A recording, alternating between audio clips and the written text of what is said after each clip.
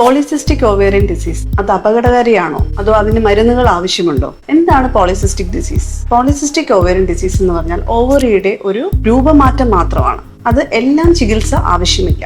എന്തുകൊണ്ടാണ് ഇത് വരുന്നത്? കൂടുതലായിട്ടും അമിതവണ്ണം, നമ്മുടെ വ്യായാമമില്ലായ്മ, നമ്മുടെ ഫുഡ് ഹാബിറ്റ്സ്, ഇതൊക്കെയാണ് മെയിൻ റീസൺ. ഇത് കൂടാതെ തന്നെ ജനിതകമായി ഫാമിലി ഇൻസിഡൻസ് ഉണ്ടെങ്കിലും ഇത് വരാം.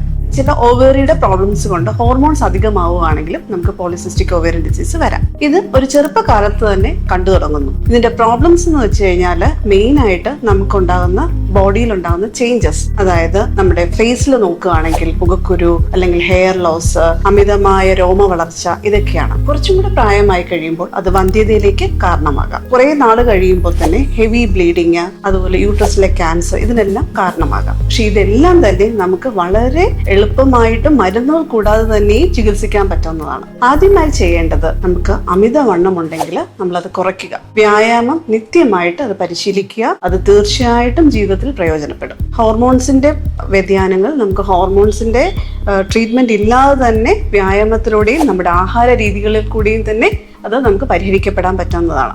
എപ്പോഴാണ് പിന്നെ PCODക്ക് മരുന്നെടുക്കേണ്ടത്? നമുക്ക് വന്ധ്യത ചികിത്സ ആവശ്യമുള്ളപ്പോൾ, അതായത് ഓവുലേഷൻ നടക്കാതിരിക്കുകയും അതിനു വേണ്ടി മാത്രമാണ് നമ്മൾ പോളിസിസ്റ്റിക് ഓവേറിയൻ ഡിസീസിനെ മെയിനായിട്ട് ട്രീറ്റ്മെന്റ് എടുക്കേണ്ടത്. അതുപോലെ തന്നെയാണ് നമ്മുടെ ഈ മുഖക്കുരു അല്ലെങ്കിൽ ഇങ്ങനെയുള്ള രോമ വളർച്ച, ഇങ്ങനെയുള്ള കാര്യങ്ങൾ അമിതമാവുകയാണെങ്കിൽ മാത്രം അതിന് മെഡിസിൻസ് എടുക്കുക. അതുപോലെ തന്നെ പീരീഡ്സ് ഇറഗുലർ ആവുമ്പോൾ 2 മാസത്തിൽ കൂടുതൽ പീരീഡ്സ് ആവുന്നില്ലെങ്കിൽ മാത്രം ചെറിയ രീതിയിലുള്ള ടാബ്ലറ്റ്സ് എടുത്ത് പീരീഡ്സ് ആക്കുക. പോളിസിസ്റ്റിക് ഓവേറിയൻ ഡിസീസിന്റെ നിയന്ത്രിക്കുന്ന താക്കോല് നമ്മുടെ കയ്യിൽ തന്നെയാണ്. അപ്പോൾ അത് വളരെയധികം സൂക്ഷിച്ചുപയോഗിക്കുക. അങ്ങനെയാണെങ്കിൽ നമുക്ക് യാതൊരു പ്രോബ്ലവും ഇല്ലാതെ നമ്മുടെ ലൈഫ് ടൈം മൊത്തം യാതൊരു പ്രോബ്ലവും ഇല്ലാതെ തന്നെ അതിനെ അതിജീവിക്കാനും വളരെ സന്തോഷകരമായ ഒരു ജീവിതം നയിക്കാനും സാധിക്കും.